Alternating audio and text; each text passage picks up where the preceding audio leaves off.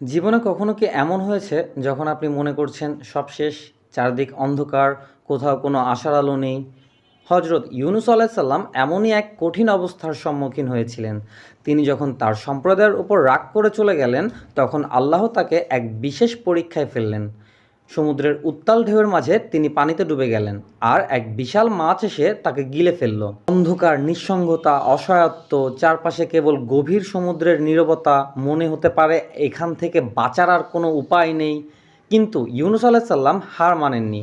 তিনি গভীর অনুশোচনায় আল্লাহর দিকে ফিরে গেলেন এবং কাতর কণ্ঠে দোয়া করলেন, লা ইলাহা ইল্লা আনতা সুবহানাকা ইন্নী কুনতু মিনাজ জালিমিন।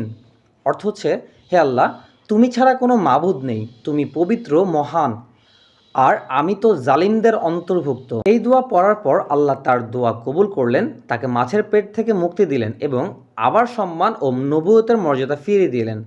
এই ঘটনা আমাদের শেখায়, জীবনে যত বড় বিপদই আসুক, আল্লাহর কাছে ফিরে যেতে হবে।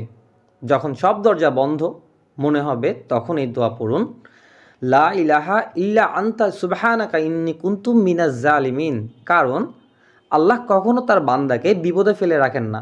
তিনি সবসময় আমাদের দোয়া শোনেন, আমাদের মুক্তির ব্যবস্থা করেন। সবাই ভালো থাকবেন। ভিডিওটা যদি ভালো লাগে তাহলে শেয়ার করবেন।